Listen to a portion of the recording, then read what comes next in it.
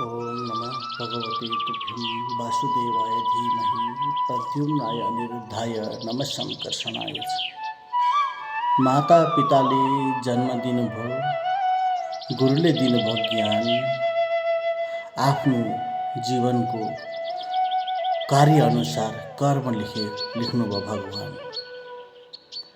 आज मेरो जन्मदिनको शुभ उपलक्ष्यमा सर्वप्रथम म आफ्नो माताश्रीको चरणमा कोटि कोटि नमन गर्छु र एउटा सानो गाथा गाउँदैछु। आमा, हजुरले 9 महिना मलाई गर्भमा राख्नुभयो, अनेकौं पीडा खप्नुभयो। हजुरले मलाई 9 महिना गर्भमा राख्नुभयो, अनेकौं पीडा खप्नुभयो। दिनरात एक गर्नुभयो, हावा हुन्डरी आदि बदास जाडो गरम एक गर्नुभयो। आफू नखाई मलाई खुवाउनुभयो, आफू नखाई मलाई खुवाउनुभयो। आमा, हजुरलाई कोटि कोटि नमन। आफ्नो शरीरको ख्याल नराखी यो मेरो भावी पिँढी भनी मलाई रक्षा गर्नुभयो।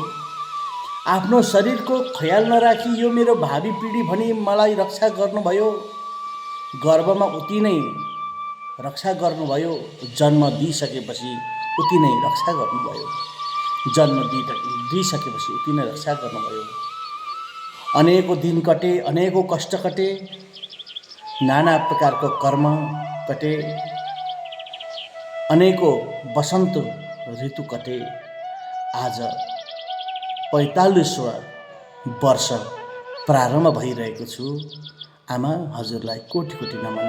आमा, हजुरलाई कोटि कोटि नमन। मेरो भाग्यमा हजुरको प्रेम र भगवानको माया, मेरो भाग्यमा हजुरको प्रेम र भगवानको मायाले यति राम्रो अंकित गरिदिनु भयो, यति राम्रो लेखिदिनु भयो कि आज हजुरकै छत्र छाया छ मलाई, ताकि म घर गएर आमालाई दङ्ग्याउन सक्छु। आमा, यस्तो भएन उस्तो भएन, किनकि हजुर आमा हुनुहुन्छ। मेरो पृथ्वी नै हजुर हो, मेरो ज्ञान नै हजुर हो, मेरो दाता नै हजुर हो। मेरो जीवनको हर एक पाइला पाइला हजुर हो, मेरो जीवनको हर एक पाइला पाइला हजुर हो। आज हजुर हुनुहुन्छ र त म छु, आज हजुर हुनुहुन्छ र त म छु। आमा, हजुरलाई कोटि कोटि नमन। आमा, हजुरले कति कष्ट झेल्नुभयो, कति दुःख झेल्नुभयो। परदेश पठाउनु भयो पढ्नलाई, परदेश गएर पढे। हजुरको दिव्य आशीर्वाद मलाई सधैँ नै बनिरह्यो। आमाको तन थियो यहाँ, मन थियो म माथि। मेरो छोरा के गर्दै होला, मेरो छोराले के खायो होला, मेरो छोराले कस्तोमा सुत्यो होला भन्ने आमाको मनमा सधैँ नै बनिरहेको थियो। आमा, हजुरलाई कोटि कोटि नमन गर्दछु।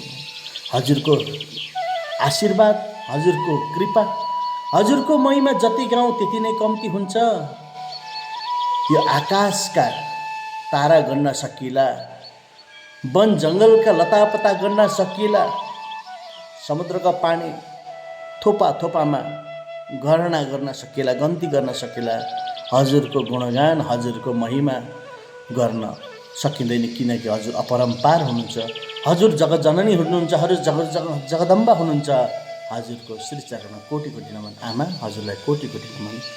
आज कोटि कोटि नमन।